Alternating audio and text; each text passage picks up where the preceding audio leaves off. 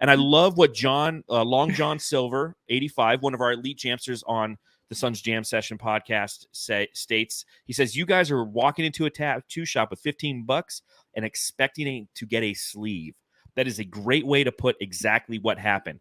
The Suns fans walked in with $15, which was Deandre Ayton, and we wanted to get a sleeve tattoo. And ultimately, we got back what was fair market value. Now, we'll discuss what that market value was and how these pieces fit, but do you feel that that's a fair assumption? Oh, yeah, for sure. I think that what we got back is just what we got back. For me, my mindset's just like kind of moving on from him like they were trying to do. It's pulling the trigger before media day, before training camp to make sure that he is not with the team and that they don't have to wait till the trade deadline. That was the biggest thing. And, I'm not talking negative about him. I'm not. I'm just saying that that's obviously what they wanted to do. And I don't know, Suns Geek, you were talking, I guess you guys said earlier there was a Ishbia piece or something about the Athletic. So I think when the owner is actually involved and he knows, and everyone's like, oh, I couldn't wait. And I think Bill Simmons said it too. With Frank Vogel, I wanted to see how he can do. Frank Vogel had the opportunity, I'm sure, with DA to meet him and see what's going on. It's not like he came to the team and he's like, oh, I didn't even get to meet him. I didn't even get to understand. No. There's something there, obviously, that even Vogel, who's been here for a couple months, picked up on. And that's why he's out. And that's why we didn't get a big return, because the whole league knows how and what DA is, except for the Pacers, who were willing to offer the max. And now the Blazers, who had no option other than to get a DA to excite their fan base of the potential of what he might be. I feel like a lot of the conversation all season long between Suns fans, writers, podcasters, and myself and everything is going to be the whole, like, what if with Deandre Ayton? What if we would have kept him till the trade deadline, the Frank Vogel stuff? And I truly do take Frank Vogel at his word. I do believe he was building a relationship, even if it was just through the phone, man. I do believe that. He kissed him through the phone. As you guys referenced here, this does come from The Athletic. Now, Hoops Hype posted this, but this is from The Athletic. It's from David Aldridge, Sam Amick. Apparently, and I'm going to try to read this as best I can here, Matt Ishbia, as The Athletic was told, was very involved in this deal. Phoenix not only wanted more depth, but also players who they believed were a better fit for Devin Booker, Durant, and Beal. Nurkic, the 29-year-old big man who was signed through the 2025-26 campaign, was a longtime target on that front who they're thrilled to have landed. So, even before that came out, I heard a couple other, I think it was like Arizona Sports and all them talking about it. It was like, well, what if it was Devin Booker and Kevin Durant who wanted DeAndre Ayton gone? I think this was a bunch of people. It was an organizational decision. Yeah, exactly. Yeah. Now, who knows if James Jones was involved in that? Maybe, during the media day, we'll find that out. But, when the owner is, quote, involved in the decision, as The Athletic put it, that's where it all starts right there. And again, I do believe Frank Vogel wanted to keep DA and build a great relationship with him. That's the biggest what if. But as Devin Booker said, if ifs were fists, we'd all be drunk or something like that. Yeah. But still, perfect. I'm going to talk about it all season. You know what I mean? I don't care, man. I really wanted to see DA on this team, even just for a little bit. I did too, 100%. And yes, it is an ultimate what if. And Sundress Dunk says in the chat, it will always be a what if unless we win the chip. Exactly. And and that's just the way that, that is the narrative. We talk about the narrative being changed. That is the narrative of this season.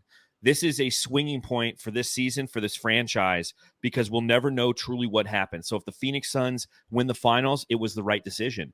Preach. And I asked Matthew this question when it first occurred, and I'll ask you this same question, Suns Geek. At what point does it not become the right decision? If the Suns don't win the finals, if the Suns make the final, or if the Suns make the finals but don't win it, if the Suns make the Western Conference Finals but don't advance, if the Phoenix Suns don't get out of the second round, at what point are you going to turn back and be like, well, if we had DA? I would say, now let's say we're 90% healthy and we get eliminated in the Western Conference Finals. That's when I say it was at least a failure for this season. You know what I mean? Mm-hmm. We get to the finals, though. I think that sometimes gets overlooked. Like, yeah, you didn't win the championship. And I know the Suns lost 4 in a row in 2021. I get it. I don't care. They still made the finals. So in my opinion, they have to get to the finals. No excuses. Matthew, do you agree? I do. And it depends how DA plays in Portland. If he goes out there and he balls and they're winning, because they might be a playoff team. If they can, maybe get a return, not maybe like a fringe team, but they can They're a fringe team. absolutely borderline, with that roster, it's pretty good. So if he can kind of carry them there and play the Suns in the first round, who the fuck knows? That's probably what's going to happen. NBA like script that, writers crazy. taking notes. A big upset, DA beats Phoenix. Then that's when I stab myself right in the heart a couple times because I'll probably miss a few times. I don't know where is it, the heart in the middle or on the left side? I forget. It's changed. You let me know once you start stabbing. that's when I'll know that. Oh well, we fucked up. That's up to DA to show us what he has this year and if we're gonna be regrettable or to regret it. What's up? I'm sorry to interrupt, Matt. I was just going to say, can we not be the Tracy McGrady of the NBA and actually get out of the second round? You know what I mean? 2 years in a row, man. Oh, yeah. Tell me about it. It's DA's fault. Well, so you look at this deal in its totality. Okay, so DA's gone. Period. Narrative changed. It's the Nurkic deal. What about this deal worries you? Matt? And don't say health because health is always the fucking answer for everything. If you want to say health, then you got to be worried about KD. You got to be worried about Bradley Beal. You got to be worried about Devin Booker. And I get the best ability is availability. But outside of that, like, is there anything about acquiring not just Nurkic, but Allen and Little and Johnson that worries you? Nothing worries me. Oh, go ahead, Sungi. My bad. I'm totally cutting you off and interrupting you. You're good. Y'all chemistry is lame. I would say patience, and I'm going to just bounce off what John just said right there. Chemistry, just patience, though, because let's be real. We were talking about this when we traded for Bradley Beal. It is going to take some time. There's going to be nights with how great Beal and KD and Booker are where the ball's just not going to go in the damn basket. And I'm probably going to be overreacting. You guys will be overreacting. Suns Twitter will be on fire, but then we'll win like 3 in a row and everything will be okay. So I would say patience and chemistry. There's nothing to me deep down when I dig deep for this one. I'm not worried about anything about a return because I was the opposite where I just realized, DA just had to go. All right. I've already talked about that. But the next thing is like we have pieces back that it's more depth, right? Nurkic has to stay healthy, obviously. Now you said not to say health, but I'm not going to say health. I'm going to say just getting these guys on the court and meshing well. I think that Nurkic is excited to be here. And if he does stay healthy, that's great. But it's just the chemistry that they're going to have without DA. So there's nothing really that worries me at all. I really don't think, and I'm probably going to eat my words like I always do, I really don't think you go into the season and all of a sudden you start losing game. Like, that's not going to happen. The thing is health. But John told me not to say health. So I'm going to say there's no worries then. Because if this team says, I'm going to say it again. If this team stays healthy. Shit. Go ahead, John. It's true, though. What I dislike is what it does ultimately for us on defense.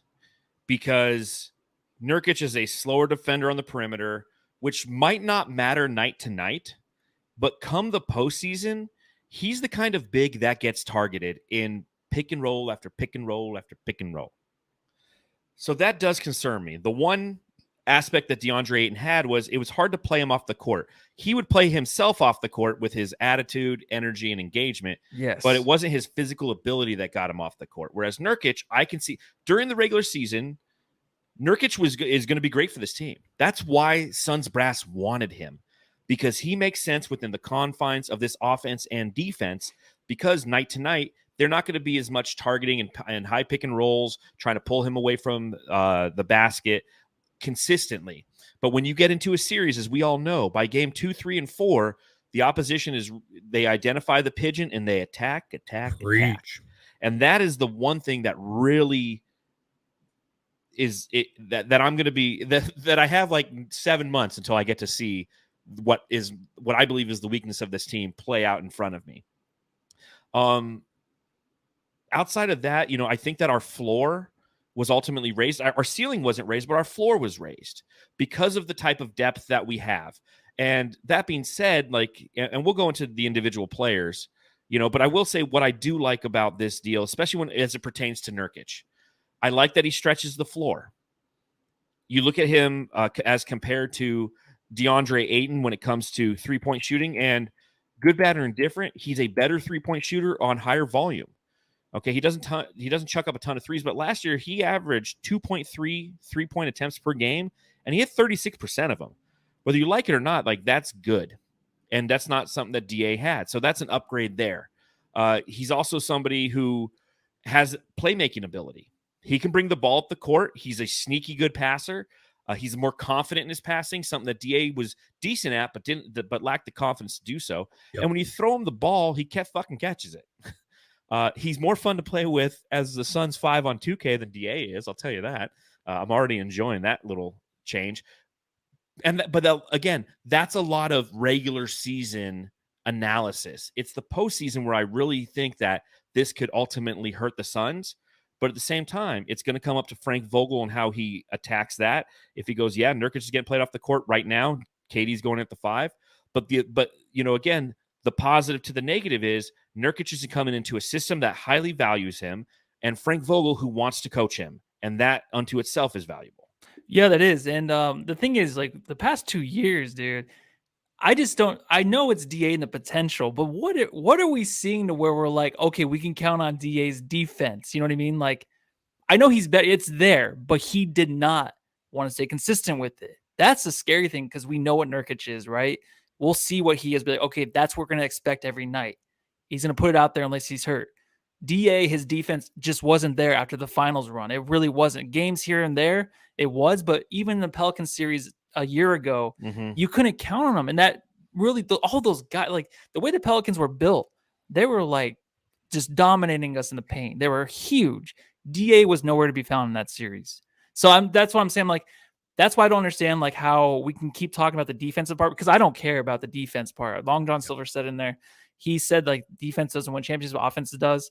I'm a big believer in that too, but I think the chemistry is just the biggest thing. If you can get that chemistry back to where it was, because the reason the Suns never won a championship with Chris Paul is because there was always injuries. Chris Paul would get hurt, right? Devin Booker would get hurt. Or Drew Holiday made a great defensive play on Devin Booker that could have swung the series. Booker, who's a limited. Yeah, but Devin Booker at that time too, 3 years ago, he was limited as the player he is now, I feel like.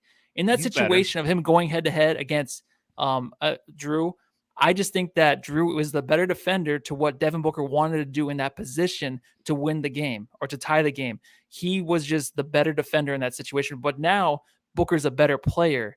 That's the way Booker's been his whole career. He's always taken on the next step, the next challenge, even though it doesn't look good. But in the next few seasons, he improves and he'll be able to hit that shot next time. I don't know if that makes sense, but I hope that I answered your question. I'm excited for Nurkic, man. What is going on tonight? Everything you guys just said, pretty much. Am I good? Okay. Yeah. I'm gonna listen to this one later. I'm just gonna pretty much shower, back up everything you guys just said right there. Nurkic will be. I don't know if this is fair to say, but like, if Matt Ishbia, James Jones, and everybody, even Booker and KD, if they said Nurkic can do X, Y, and Z, and there's the salaries involved in there. And, even though Ayton is the better player, Nurkic can still do X, Y, and Z. That's all we need. Plus, we're getting a pesky, hated player in Grayson Allen and somebody who I think is a little underrated, Nazir Little, however you pronounce his first name. Yeah, we'll talk about him momentarily. Yeah, exactly. It's like, I think that's kind of what they went over. And then they looked at everything that's gone on with Ayton the past 5 years, which we could all spend hours upon hours doing podcasts and shows talking about the last 5 years with Ayton. But I think that pretty much just sums it up right there. And we'll find out. But at the same time, we may never find out. Media day is going to be interesting.